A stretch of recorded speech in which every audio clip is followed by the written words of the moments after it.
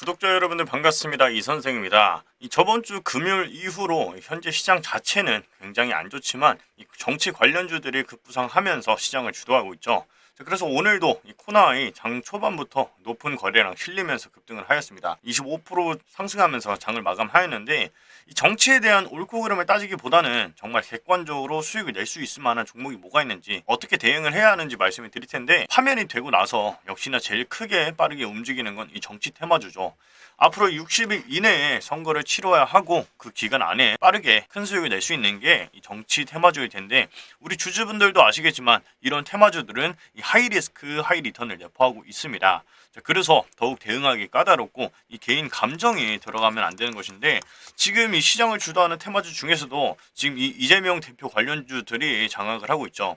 오히려 저번 주 파면 이후엔 관련주들이 하락을 하는 모습을 보여줬는데, 관련주라 하더라도 그중에 뭐 인맥주, 정책주 등이 있을 텐데, 인맥주 같은 경우에는 이재명 대표가 대통령이 된다고 한들 특혜가 있을지 없을지 불확실성을 내포하고 있기 때문에 이 종목을 선택하더라도 이 코나이 같은 정책 관련주로 진입을 하시는 게 리스크를 최소한이라도 보완을 할 수가 있습니다.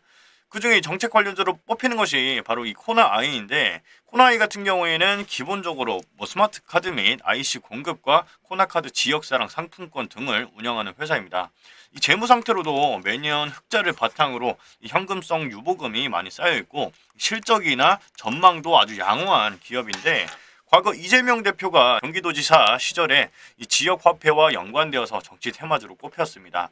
이전에 주가도 21년경에 지금과 비슷한 흐름으로 상승을 하였는데, 코로나가 터지고 당시에 지역화폐 정책을 이끌어내면서 당시부터 특히 논란이 있을 정도로 수혜를 많이 입었던 기업이었습니다.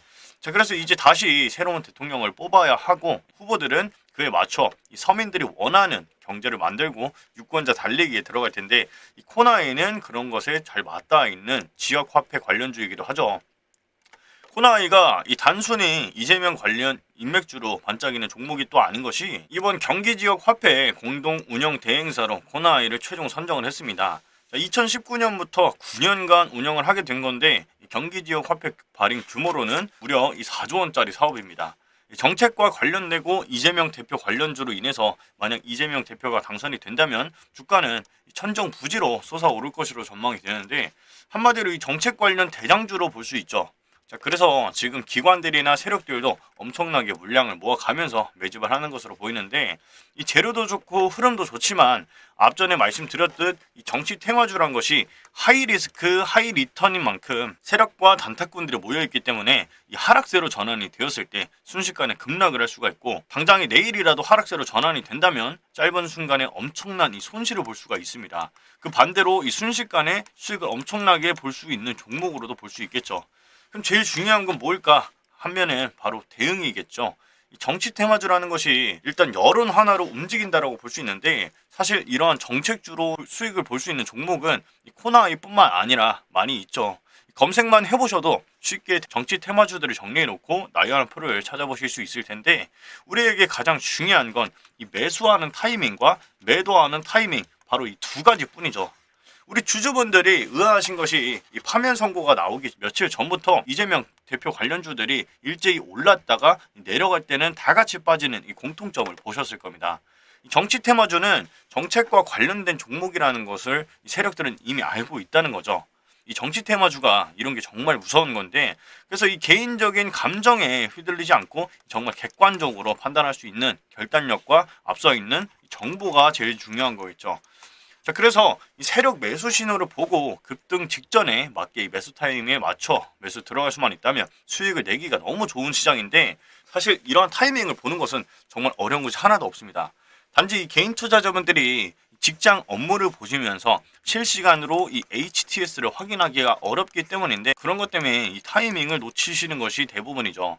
증시는 빠진다 하더라도 이 정치 테마주는 증시에 관계없이 갈 놈은 가기 때문에 주식시장의 꽃이라고 표현이 되는데, 저 또한 이 과거부터 대선 관련주로 수익을 많이 보았고, 제가 이 펀드 매니저 시절부터 많은 분들을 만나 뵙고 컨설팅도 해드리면서 꽤 오랜 시간 운영한 정보방에서 근래 계속해서 이 정치 테마주로 수익을 내어 드렸는데, 원래는 이 관리적인 문제로 많은 분들의 문의에도 불구하고 저희 주주분들을 위해서 추가 인원을 받지 않고 있었습니다. 하지만 이렇게 대선주들 말고는 전부 빠지고 손실보는 시장 속에서 우리 구독자분들도 손실이 꽤 크실 테고, 최근 시장 상황을 보면 워낙 변동성이 커지면서 이 도움이 필요할 거다라고 생각이 되어서 약 2달간만 정보방을 오픈하기로 결정했습니다. 그래서 저희 구독자분들 한해 일절 금전 요구 없이 이 100% 무료로 부담 없이 참여하실 수 있게 도와드릴 건데, 이 정보방에서는 현재 섹터에 맞는 이 정치 테마 관련주 프로젝트를 진행 중인데, 이 저번 주부터 시작해서 이렇게 제가 직접 매수 사인, 매도 사인 드리고 있습니다.